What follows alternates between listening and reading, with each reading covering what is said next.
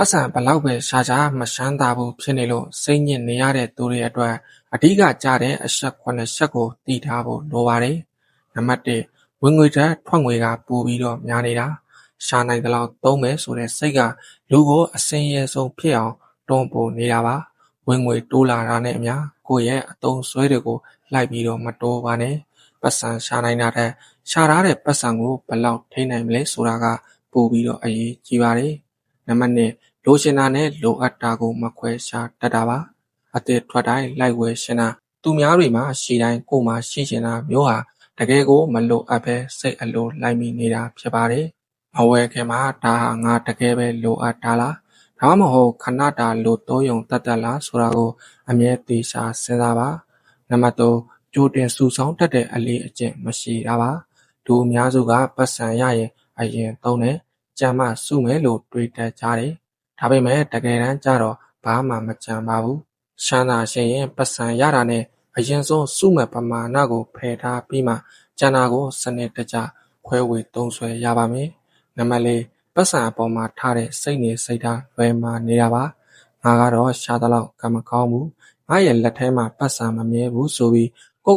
ညှိတွားနေတဲ့စကားလုံးတွေဟာကိုယ့်ရဲ့စည်းစိမ်ကံကိုပိတ်ပင်တတ်ပါတယ်။ပတ်စံကိုတန်ဖိုးထားပါ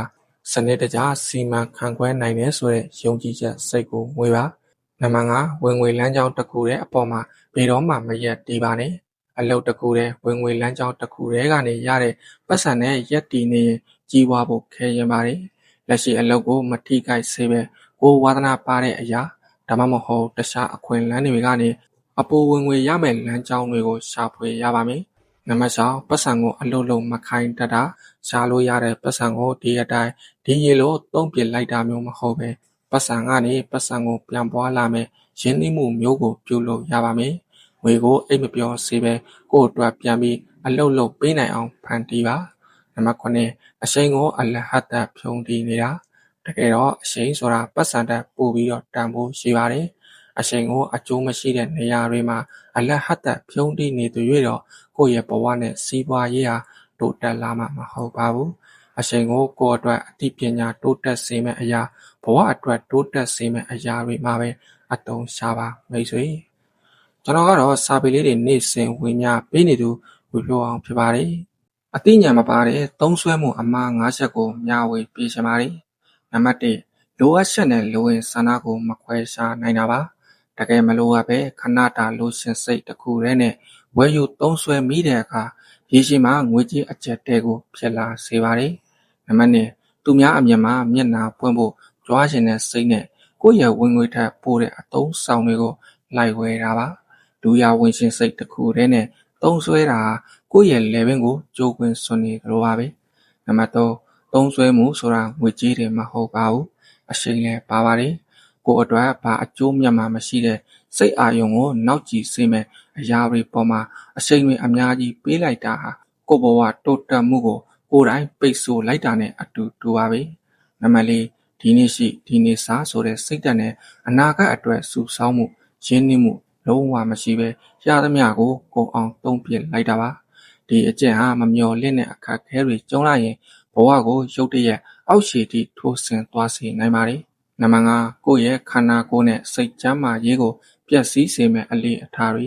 မလိုအပ်တဲ့ဖျော်ဖြေရေးတွေမှာငွေနဲ့အရှိန်ကိုသုံးစွဲတာပါ။ကျန်းမာရေးမကောင်းရင်ဘာမှလုပ်လို့မရတဲ့အတွက်ဒါဟာအဆိုးဝါးဆုံးသောအသိဉာဏ်မဲ့မှုပါပဲ။ဘဝကိုမြင့်တင်ရှင်နေဆိုရင်ငွေကြေးတွေမဟုတ်ပဲအရှိန်နဲ့ခွန်အားကိုပါအသိဉာဏ်ရှိအကျိုးရှိသုံးစွဲတတ်ဖို့လိုအပ်ပါတယ်။ကျွန်တော်ကတော့စာပေလေးတွေနေ့စဉ်ဝင်များပေးနေသူဝေပြောအောင်ဖြစ်ပါတယ်